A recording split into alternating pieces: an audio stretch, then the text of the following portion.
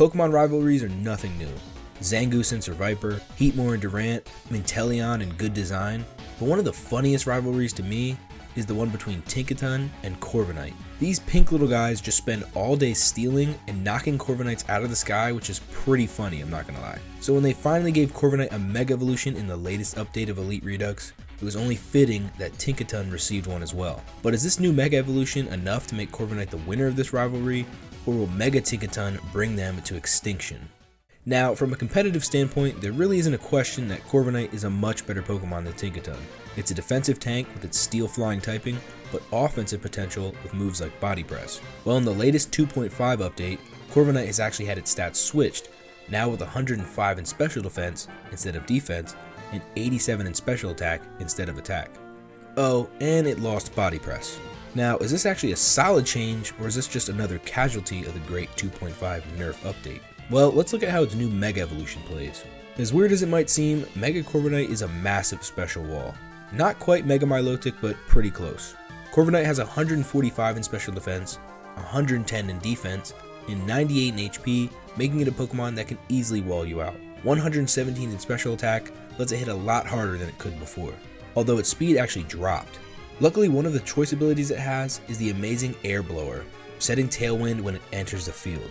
Not only helping out its low speed, making it a better offensive threat, but making it a great support Pokemon. It even gets access to the new move Take Flight, which is a special flying form of U-turn, meaning it can always come back later and set the Tailwind up again. Frisk is also another option for support, as it will disable a Pokemon's item for 2 turns, shutting off choice items or life orbs, leaving them a lot weaker. If you want a more offensive ability, it can go with Impenetrable.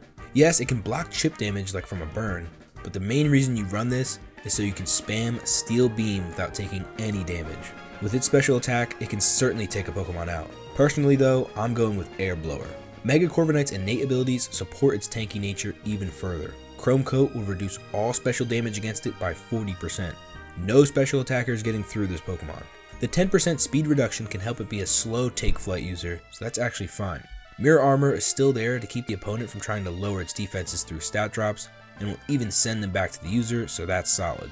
Wind Rage is great for keeping the battlefield clean, as it will cause Corviknight to use Defog every time it enters the field, so again, great for support, plus it drops their evasiveness, helping with lower accuracy moves. It also increases the power of air moves like Hurricane and Ominous Wind. Overall, I think it's actually a really good Mega Evolution. It not only can do solid damage on its own, but can help the whole team out. While I think giving it Body Press could help for physical coverage, it doesn't ruin its viability. Unfortunately for Mega Corviknight, its defenses weren't high enough to stop Tinkaton from blasting it out of the sky, and using the fallen Mega Corviknight corpse, Tinkaton is able to upgrade their hammer and transform into Mega Tinkaton. No type changes though, as Mega Tinkaton keeps its amazing Steel Fairy typing. Statistically, it's nothing crazy. Sure, it now has 110 in attack, but there's no increase to speed, and both defenses remain around 100. No stats really stand out, so how good can it really be? Of course, it has amazing abilities to help it out. And no, it doesn't have huge power. Well, not fully. Its new signature ability, Demolitionist, will give you all the power you need. Demolitionist will double its attack, but only for the first turn. It also ignores Protect and breaks through any screens that are up.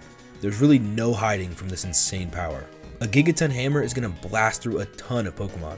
It can also deliver a pretty nasty Fake Out if you need it.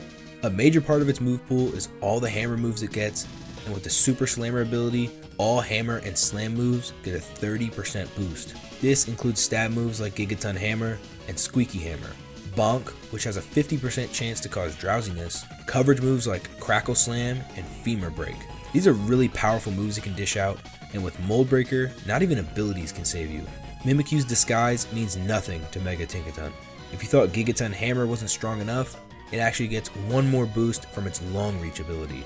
Since it's a non-contact physical move, it gets the additional 20% boost. Long Reach is really nice so Tinkaton doesn't have to worry about burns from Flame Body. Although Mega Tinkaton is still a menace to Corviknight, it's not the greatest Mega around. It's pretty slow and it doesn't have the best defenses, so it might not get the opportunity to use its great power.